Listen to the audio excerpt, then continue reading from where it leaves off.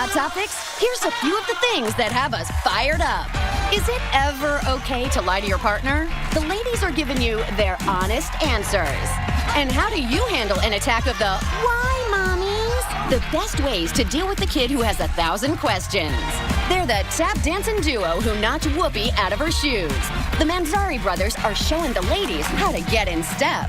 Get ready for Hot Topics, because The View starts right now with Whoopi, Joy Behar, Candace Cameron Bure, Raven Simone, and Paula Ferris. Now, let's get things started.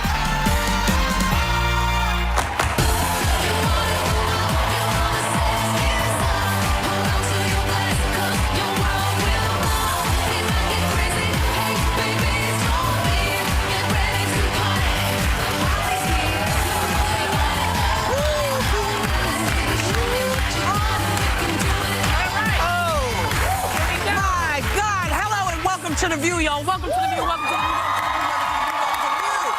All right. So this is an earth-shattering question I have to pose to you all. And it is this. Is it ever okay to lie to your partner? Women's Health magazine asked a relationship expert who said she's against lying as a rule, but says it's okay to leave out details of stuff like past relationships. Oh. But how about, you were amazing last night. How about that? Is that okay? Go with that. That's okay. Well, I generally am amazing. But So you don't need to ask. You don't need to ask. I feel like honesty is the best policy, except for when I ask my husband, does this make my butt look big? And I want him to say no. And you want to lie. And a soft lie. I call it a soft lie. I'm not a liar in relationships, but I am an omitter. Right?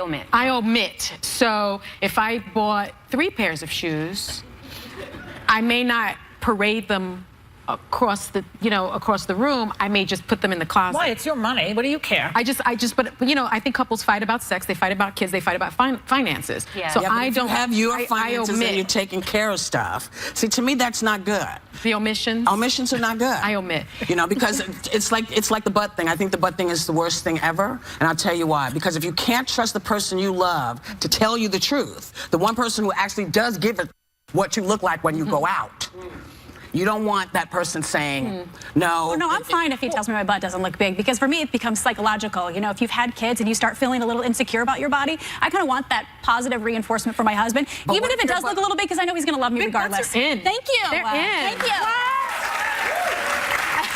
I take back my answer, though, Sunny. I'm not an omitter. I'm actually a liar. So what I do is, I just wanted to make sure I cleared the record. So if I remember a couple months ago when I go downstairs, I set up a training session, and I would come up late every time. And Max was like, would have the baby, and he's like, where have you been?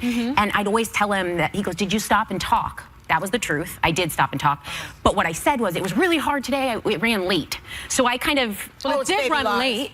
But because you were talking. Yeah, so that's where I'm really good at lying, and I really sell it with my eye. I'm like, oh my God, it was so hard. And I was just talking. What I want to know is, what do you lie about in sex, Sonny? Oh. Do you lie about sex? Here we go with the sex talk that I'm always uncomfortable with. What are the lies? You brought it up yourself. She brought it. In this court of inquiry, she raised the case. Yes, she did. Did I say that I lied during sex? About sex? You said, Sonny, go. Sex. You said these are the lies. Sex, money, and I said, oh, no. I said couples argue. Come with me. Couples argue about sex, finances, and children. Okay, let's do it hypothetically then. What's the sex lie? A frequency, like what they... I have a headache, like that? I don't really lie about sex. Not you. Okay, people. Oh, people? What do those people say? I heard that people will tell their partner that was great, and it wasn't. You were amazing. I started with that. All the stats, people, right? Which means code for I've done it before. Not you? No. I don't have to lie about sex. How about this? I'm over this now. I can't take it. I'm sorry. Summer vacation season is in full swing right now. Oh, yeah.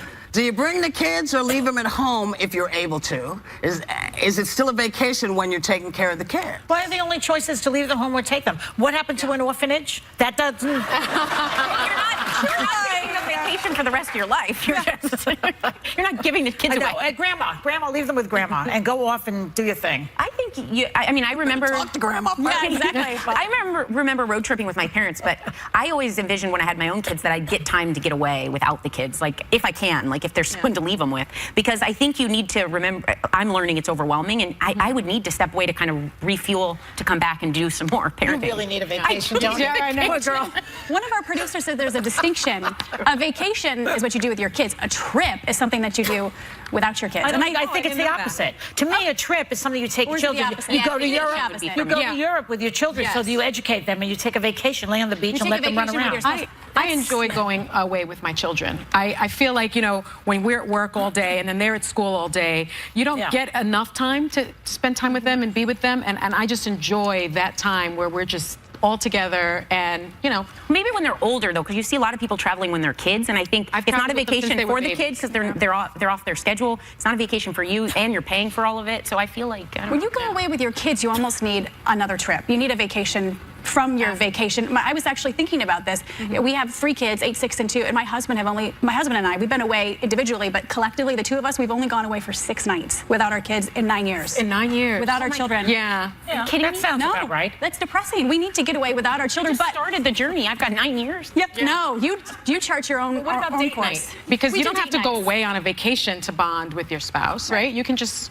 go to the movies. Listen, I don't think about again. You guys overthink stuff. For me, it's not stuff I ever think about. Either we're together and we're lucky, or we're not. You know, I usually am working, and they can go and do whatever they need to do. But I don't like to sit around. I'm not good at it. Yeah. So I kind of like, I'll say, hey, I'm going here, and they go, you want company? And say, sure, I won't see you, but come anyway. Yeah. You know, and it's great. This is why I say we went together, and then I don't have to play with it. But how about this? The mother, the mama of a very inquisitive little boy, and he has a special name, and I'm just looking for it because, oh, here it is. She wrote a blog, which I loved, and they really don't want me to do this, but I'm doing it anyway. The name of the blog is 7 Ways to Raise a Little Ask Without Losing Your Mind. And I thought that was beautifully written. And she says, when we are deadline, I tell my son he can ask 5 questions about something, and the rest he will have to save until later. And he carefully counts out his questions. That's brilliant. Stop children from asking questions. Because they can say why to everything. So what? That's their job. Why? Yeah. Because you make up stuff. Why? Sarah, you know what's a great game to play? I almost used my 5 joint. You know what's a great game to play? You know, I was nicknamed Paula 20 Questions. I just wouldn't shut up as a child. And of course, I'm a reporter. You were labeled the same thing. My daughter is now the same. A great game to play is, let's play the quiet game. I'll give $1 or $5 to whoever can be quietest the longest. It works. That does work. See, some of you use it too. My kids. Nothing wrong with flattering. I wonder if that would work on this table. I like the exchange. I like the exchange of information. I love to talk with my kids. They ask questions. I answer. I ask them questions. My father used to sing a song. You are just Mary Sunshine. The exchange of information. I like that. I think it's really important. And then my father used to call me the inquisitive child because I asked so many questions, and he made up a song. He plays the flute, and it was inquisitive child. Sometimes the questions get wild, like Daddy, where is that big elephant over there? There. This is the song? And oh my gosh, she's so remember. And he has like tons of verses because of all the crazy questions I would ask. And so you're a lawyer. And I'm a lawyer, not a singer. And I ask a question of the two. Is your father? I hate to say it. And on that note, we'll be right back. How much do the ladies chalk up their success to getting lucky? They're rolling the dice next. This week on The View, our hot topics are hot, hot, hot. And we've got such an epic week of stars and surprises. You just can't miss The View. All new this week on ABC. Ahead, the incredible Manzari brothers are showing off their sizzling steps and teaching the ladies how to tap.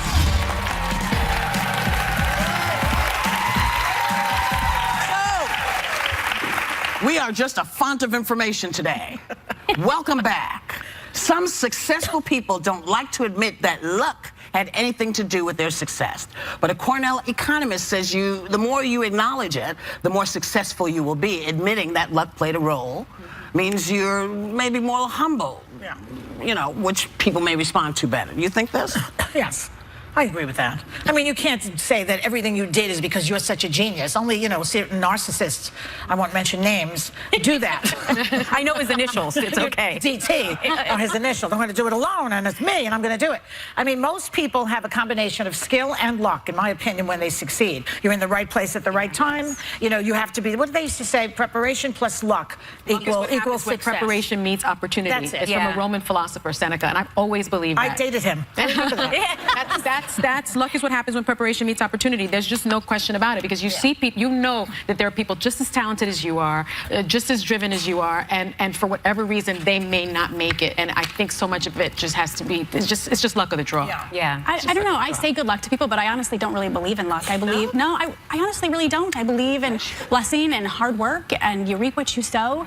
And I think, you just keep doing you, and you take the high road, even when, people may attack you or things may happen. I think you always take the high road, you work hard, and the last shall be first. But it's funny because it made me really realize I do say good luck, but I don't really believe in luck. So when bad things happen to good people, that's just bad luck, isn't it? I don't think it's bad luck. I think those are all opportunities to come up from the ashes and to show your attitude. I think a lot is revealed about you in hard times and how you respond to the adversity. Well, what if you get sick, or what if you're born in a war-ridden country? What's the word I'm looking for? Yeah. A war-torn country or something. You happen to be born in Syria in the middle of this crisis that we're having. That's luck. That's bad luck. You happen to be there. Yeah. Or what about people that just don't have opportunity? Well, that's the big thing aren't with given the work. When you look at any success you've had, it's oftentimes a combination of your drive and your work ethic, yes, but that you got the opportunity to have that meeting or to meet, you met someone else. It's always a connection. And when you look back, you got lucky a lot. I mean, I've gotten lucky a lot. Me too. Like they used to say about George W. Bush, he was born on the third base and acts like had started at home plate.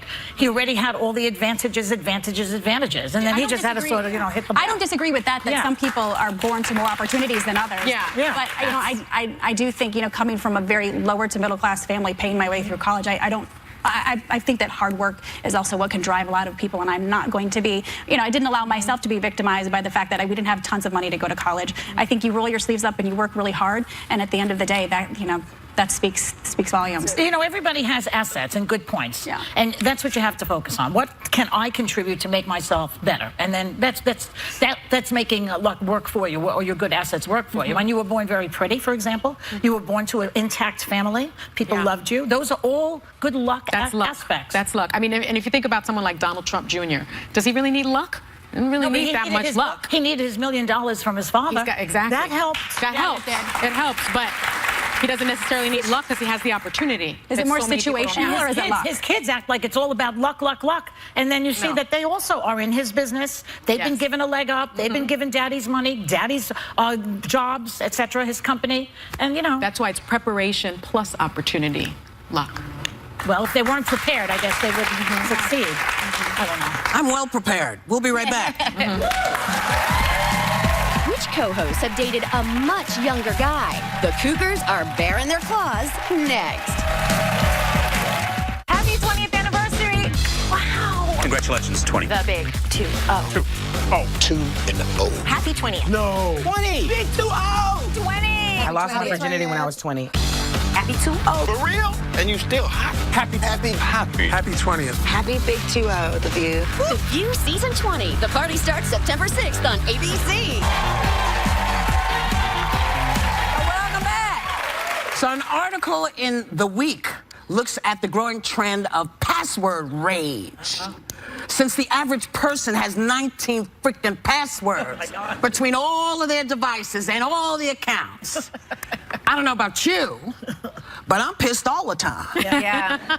Can't they do something about it? It's a nightmare. I mean, mine is Joy123. Too obvious? No, I've gotten to the point where my password, I get angry by the 6th prompt. So I'm like, the password is urine 4. Like, I'm mad at the computer. Maybe you should make that the password. No, I have. That is actually my account. That. Thank you. You can't tell that to everyone. But then you have to change I'm not it telling again. you which account. It could be my Netflix. Like, get crazy. There's nothing worse, though, than having a really incriminating, embarrassing password and then having to share that with somebody else, like somebody from work or somebody from the tech department when they're trying to get in. You're like, I'm really sorry to tell you this. I'm really embarrassed, but here it is. I mean, and it's something so incriminating. I sort of vacillate between I want everything protected and I don't want to get hacked and I want my information to be safe, but all the prompts to change your password. Or that it's weak. Every 90 days, at least, at work. And then do you change all of them to the same password? I don't, and that's where I go wrong. Because then I have different ones, and then I wanted to write them down in my phone, and they said that you shouldn't do that because if your phone gets hacked, then someone can get to all of your accounts. Oops. So where do you write it down? Well, if you put it in your... Nobody will go there. If you put it in, there are all kinds of apps that will hold on to your password. Really? Yeah, there is one. There are several you can get. I downloaded it and forgot the password to get in. problem. It's like a didn't know they safe. had that. That's like a safe, and you forget the combination. I haven't been back in since the day I purchased it. It's called Vault. Yes. Vault. Vault. It's great. But some people can't remember the password they came up with to use Vault. And now she doesn't know, and now all her passwords are floating out in the air. That works. It was an NBA move with a YMCA finish. That's what I like to say. Nice job, Sarah. All right.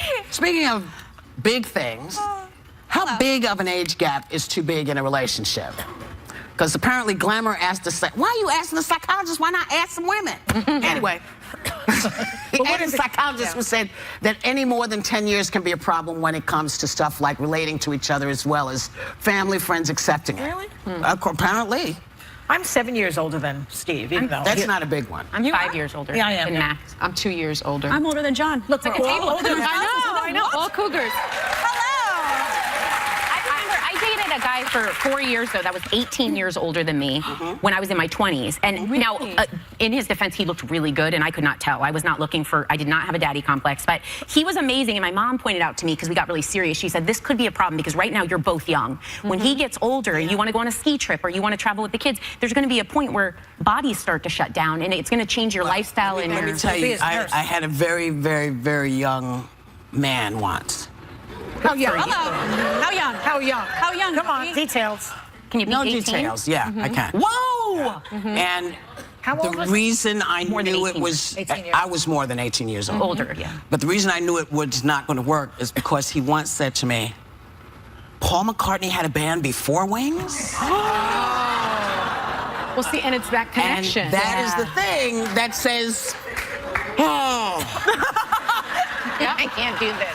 how good is this sex? I will say this. My grandmother, before she passed, her second husband was 20 years younger. When she got sick in her 80s, he left her. And a lot of about it. you. Yeah. I'm still so angry with him about it, and I'll never forgive him for it. But he said she was too old for him. You're kidding. That's a little late to decide that. They Isn't were it? together for 40 years. And he 40? left her when she got sick because she was in So her he was 80s. 60, she was in. Oh, he was in his 60s. She was in her 80s. She was in her 80s. That 20-year difference, 18 years, Let me it tell you, could be a problem. that is no guarantee, babe. That's no guarantee because we've seen politicians do it and leave Men do it better, it and seems. leave their wives who suddenly get sick. Yeah. And they're on to the next thing, and they're the same age. You know, Yeah, boneheads are boneheads. Yeah. Sometimes you get a bonehead, and that's what you did. But age, that's not age. This But was. I think it's a good idea to be a little older than your husband because men don't live as long you as have to women. teach them Well, stuff, no, but first men of all. don't live as long as women. That's statistically true. So you both sort of will die around the same time that way. Otherwise, you're a widow for too long because they go But first. They're also more immature. I'm a very practical girl. Well, this is I'm painting with a broad strokes here, but they're a little more immature sometimes. So I always used to date older because then I could at least speak on the same level. Yeah, but you can train them when they're young. Yeah, that's the that's true. but you know, training them is not the same as having them do it right. Woo! We'll be right back.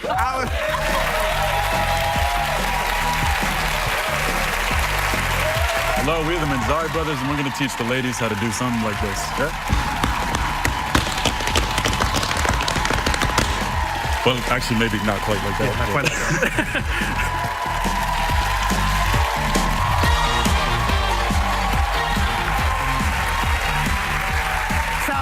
John and Leo Manzari are following in the legendary footsteps of another tap dancing team of brothers, Maurice and Gregory Hines. And when I saw these guys perform, I just felt like I needed them to come here and to help us, because, you know, we're always out of sync. So please welcome John and Leo Manzari. Hey, y'all. So, what age did you start dancing? Well, I started at age 3, and Leo started at age 2, and we followed in the steps of our older sister. That's So how your we got sister into it. dances as well? Yeah, Beautiful absolutely. dancer. So it definitely runs in the family. Yeah, Absolutely. She's right there, Yes. y'all. And that's your mom in the black. Yeah. Hi, Mom. And I know you guys are huge fans of Maurice and Gregory Hines, also a tap dancing brother duo like yourselves. Now, Maurice discovered you guys, Mr. Hines discovered us, and it's been great ever since. and you guys had tap dancing duels with him. Can you tell us about that? On stage, we trade a lot, and we just kind of go at each other. And it's been great getting to know him over the years, because the more that you know someone, the more you want to do, and the more you give back to the other person. Is that intimidating at all? I mean, that... At first it was, but now we know him so well that it's more enjoyable than anything. You're insane. Yeah, exactly. Yeah, we're talking to one another. Yeah. You know? And I know Whoopi recently hosted a salute to the late Marvin Gaye at the Kennedy Center, and you guys were there. What was that like? That was great. I mean, it was an honor for us to honor Marvin Gaye. We danced to a piece called I Want You. And we're from D.C., so for us to dance to his music, and also a native Washingtonian, it meant a lot to us. Yeah. It's amazing. I've seen how amazing these two are, but for those of you who have not, you're about to see something kind of spectacular and special. So here to perform a special tap number called Savannah are the Manzari brothers.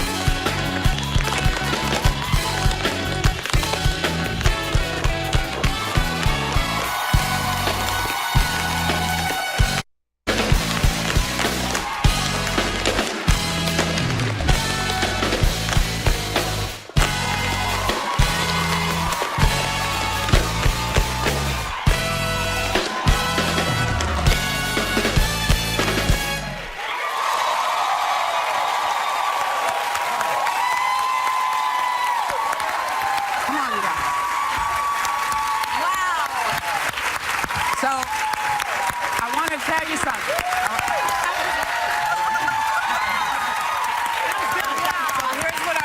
Here's what I want to tell you.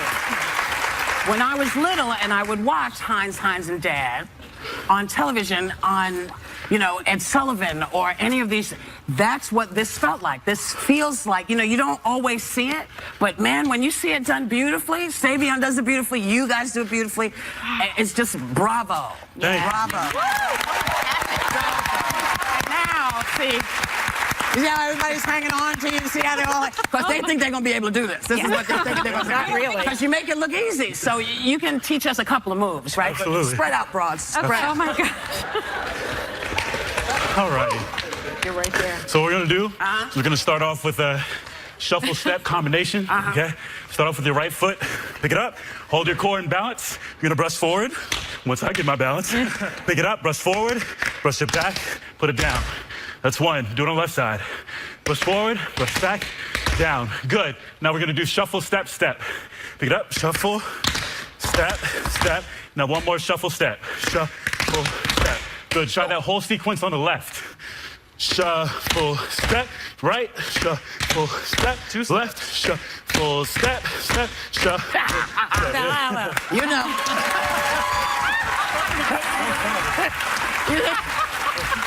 All right, sir.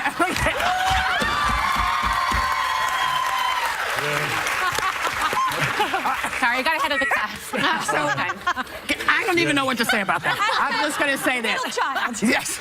You can catch the Manzari brothers dancing with Maurice Hines this fall. Please check out our website. And in addition to their incredibly insane dancing, you can hear Leo and the All B Band on their new album, Corners.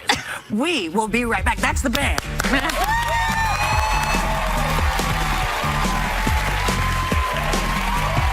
So Whoopi had a question. What pushed you to go after your dreams? My dad always said, when you're doing what you love, it won't feel like work. And Joy? I was 39 years old. I had a near-death experience and a divorce. What more to do but to become a stand-up comedian? What about you, Will? No one ever told me I couldn't, so I just did. Smart, funny, fearless. The place to be heard is The View. Weekdays on ABC.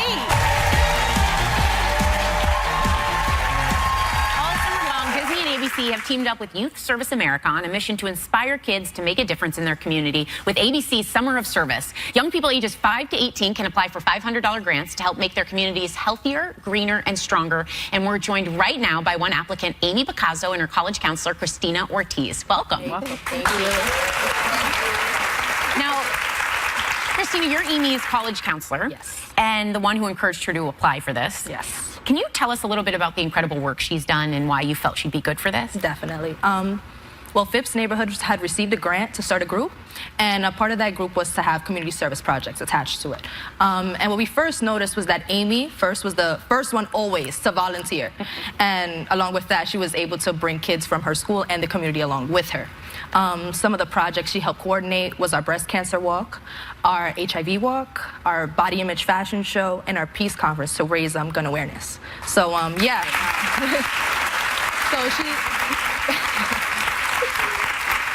So she's kind of created this culture in the school where kids can come up to her and talk to her about, you know, sensitive issues because they know the type of girl she is and how caring she is about her community. And that's the sign of a true leader. Yep. That's a sign of a true leader. No question. Amy, you're 16 years old. You're a straight-A student from the South Bronx, I'd like to add. I'm from the South Bronx. And you're really looking forward to going to college in 2 years. What inspired you to start helping your community in the way that you do? I was inspired to help my community. Basically, when I was little, my mom showed me to take care of others. And ever since, I was happy to help others. When I was little, I went to Mexico, and I used to see how poor kids were, and they weren't able to attend school since they didn't have enough supplies to go to school with. And ever since, I wanted to make a difference for them. Now, Amy, you and your family lived in the Fulton Family Residence Shelter in the Bronx for several years, and thankfully your dad got a job about a year ago, and you're now in an apartment. But what was the biggest challenge for the kids that lived there? The biggest challenge for kids that lived over there was not having stuff to call their own, such as school supplies. They won't be provided with school supplies, and they will lack their education. So that's one of the biggest problems. So in the shelter, it was a problem getting just school supplies? Yeah, to attend school. Wow. Let me ask you this. You said Christina encouraged you to apply for the ABC Summer of Service grant, which is $500. If you're awarded that grant, what would you do with it?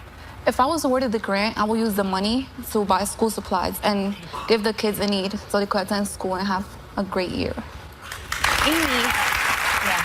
Amy, where does this sense of duty come from? Because no matter what comes into your world, you keep wanting to give it back. And that's not, not everyone feels that way. In fact, not many people do.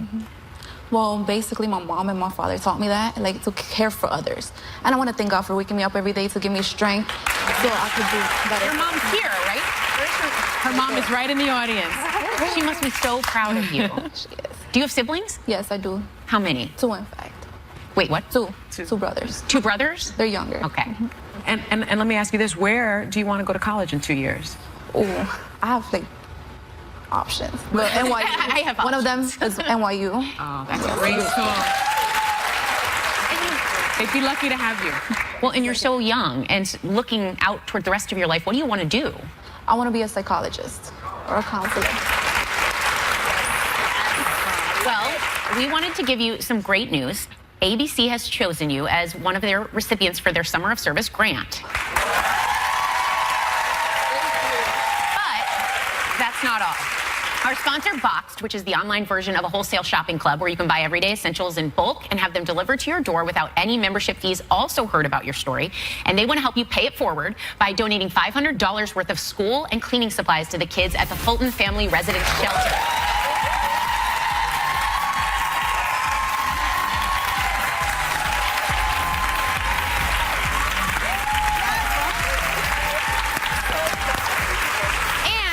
We can't stop there. Amy, there's another thing that Fox wanted to help you with. They know that you're a straight-A student and are very much looking forward to going to college. So when you are accepted, Fox is going to give you $10,000 to help pay your tuition.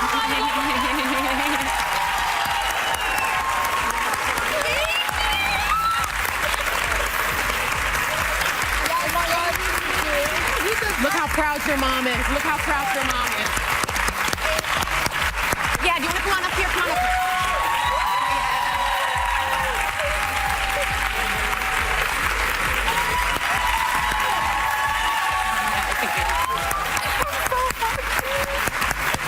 You can stay. You can stay. Yes, stay. I'll leave. So, can you just give us a little reaction? Oh, I'm seeing so much. But I just want to know what's running through your head right now. I'm really thankful. Yeah. It's like, Well, you deserve it. You have straight A's. You deserve this. You deserve this. ¿Cómo te sientes? ¿Cómo te sientes ahora? Gracias. Sin palabras. She says, agradecida con Dios primeramente y con usted. She says she's just so happy she's without words. Just without words. Those are the best. I find when I'm without words, those are the best moments. So we want to give our thanks to Amy Picasso and Christina Ortiz. From now until September 30th, you can apply for a Summer of Service grant just like Amy. Go to our website to get more information on how to apply and share what inspires you. We'll be right back.